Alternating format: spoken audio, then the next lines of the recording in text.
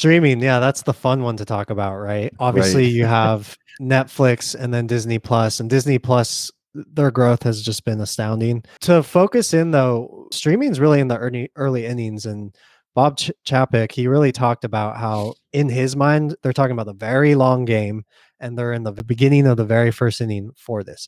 And so if you look at this chart, it's something that actually, for me being somebody who cut the cord, I tend to think a lot more people are like that. But if you look, 40% of TV time still spent on cable, 23% still spent on broadcast TV. So streaming barely beating broadcast. Disney and Netflix see that as a huge opportunity. Disney looks at it globally. I mean, they say, you can talk about the cable business and broadcasting within the US. A lot of people like to focus on it, but to them, they see a total addressable market of 1.1 billion households worldwide. Netflix sees a total addressable market 800 to 900 million. And so, when they say we're in the early innings, not only do they talk about the potential increasing shift from cable and broadcast to streaming, but also the massive opportunities that you see internationally. That's a fascinating chart because frankly, I'm shocked. It's 63% of the people are still watching TV old school wise. You don't hear people talk. I'm trying to think. When I saw that, I was mentally trying to think of people that I know that may still be on those systems, and I literally can't think of anybody. Now, granted, my circle is smaller, but still, I'm shocked by that. Well, I think they like the YouTube TV, you're on that, right? So that technically would qualify, you would think, for maybe the cable. And so Right.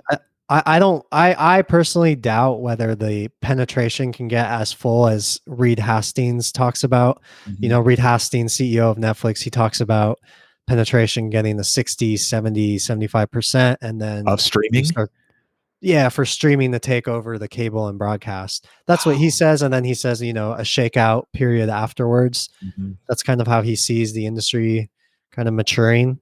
But Right. obviously, a ton of growth internationally still available, and a ton of growth within the US. As a Disney, if you're a Disney shareholder, you can watch what happens with Netflix, because Netflix still has the lead, even though Disney Plus is growing faster.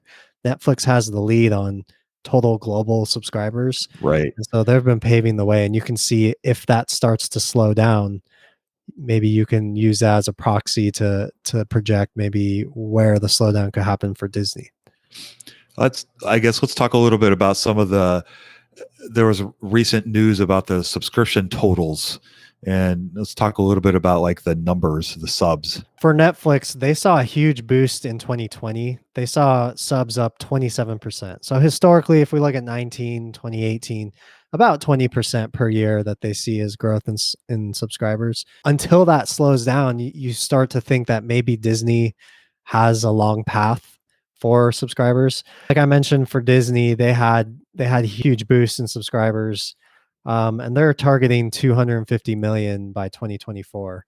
Just to put Wow. that into context. Wow. So they're about half of Netflix now. Obviously, they're growing a lot more, and they're a little bit of a different strategy because they have a bundle package where Netflix just has the single package on 3 price tiers. Disney is able to provide live TV if you want it. It's a different model and a different strategy, and that's kind of why they're able to guide so high, because they've seen such great early success. Right now, they've been doing a big push internationally, and so India is actually one of their big ones.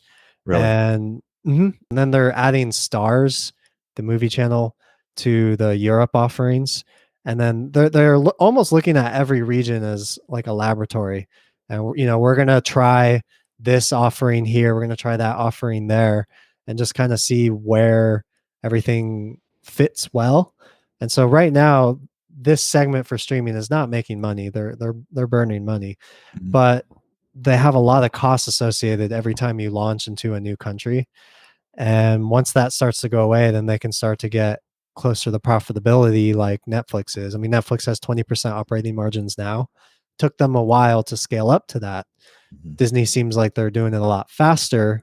And you would think a lot of that has to do with just a massive content library between their TV shows that they can pull from ABC, the huge blockbuster movies they've done over decades, and then a lot of the other things that they have in the works, The Mandalorian and some of the spin-off shows that they've done on Disney Plus, those have gotten really popular too. So explosive growth. The question is, can they pass Netflix? And Netflix still has a huge lead and is still growing so much, even at such a large scale.